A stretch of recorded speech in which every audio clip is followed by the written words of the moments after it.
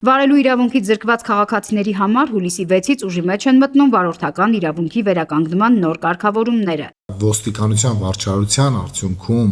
զրկված քաղաքացիները կկարողանան վերականգնել իրենց վարորդական իրավունքը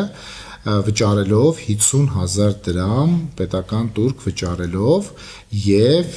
որակավորման թե տեսական թե գործնական քննություններին մասնակցություն չեն ունենա։ Ներքին գործերի փոխնախարար Արմեն Մկրտչյանը Ռադար Արմենիայի հետ զրույցում նշեց. նոր կարգավորումները բոլոր դեպքերի վրա չէ, որ տարածվում են։ Այն անձիկ, ովքեր քրեական վարույթների շրջանակում զրկվել են վարելու իրավունքից դատարանների որոշումներով կամ օտարերկրյա պետություններում ունեցել են վարորդական իրավունքի զրկումներ, վերջիններիս վրա այս իրավահարաբերությունները չեն տարածվելու։ Առողջական սահմանափակումներ ունեցող անձանց վրա այս կարգավորումները նույնպես չեն տարածվում։ Փոփոխությունները հետադարձ ուժով կգործեն 2020 թվականի հունվարի 1-ից հետո վարելու իրավունքից զրկված քաղաքացիների համար։ Մինչ այդ ժամանակահատվածում կիրառված զրկումների դեպքում նոր կարգավորումները չեն գործի, քանի որ այդ ժամանակ բալային համակարգը դեռ չէր գործում։ Ներքին գործերի նախարարության հաշվարկներով այս կարգավորումից կարող է օգտվել շուրջ 16,000 քաղաքացի։ Միևնույն ժամանակ պետությունը սահմանում է ավելի խիստ վերահսկողության մեխանիզմ։ Իրավունքը վերականգնած վարորդները 1 տարի գտնվելու են փորձաշրջանում եւ կունենան ոչ թե 13, այլ 6 միավոր։ Այս 6 միավորը սպառելուց հետո անմիջապես վարելու իրավունքից տվյալ քաղաքացին կզրկվի, այնինչ սովորական ռեժիմում 13 բալ սպառած քաղաքացին ունենում է վարելու իրավունքի կասեցում։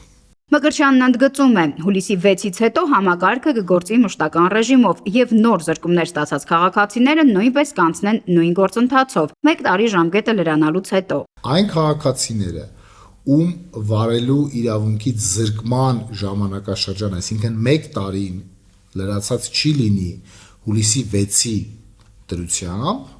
վերջիններս հուլիսի 6-ից հետո, երբ որ կլրանա իրենց զրկման 1 տարին, այդ օրվանից սկսած կկարողանան դիմել իրենց վարորդական իրավունքը ուրեմն վերականգնելու համար։ Այս հնարավորությունից յուրաքանչյուր քաղաքացի կկարողանա օգտվել միայն 1 անգամ։ Եթե փորձաշրջանի ընթացքում կրկին զրկվի վարելու իրավունքից, հաջորդ անգամ արդեն ստիպված կլինի 1 տարի սպասելուց հետո հանձնել որակավորման թե տեսական, թե գործնական քննությունները։ Եթե նոր վկայական են ստանալու, այսինքն նախկինի ժամկետը լրացած է լինելու, որը որ վերցված է եղել զրկման հիմքով, դրան զուգահեռ եւս կվճարվեն այդ նոր վկայականի համար համապատասխան ուրեմն տուրքերը։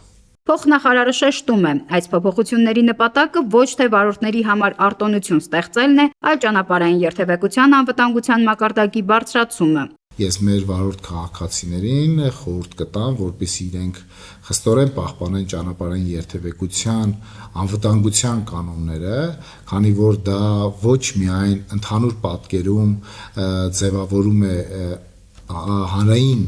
վտանգավոր վիճակ, այլ առանձին դեպքերում մենք գիտենք, որ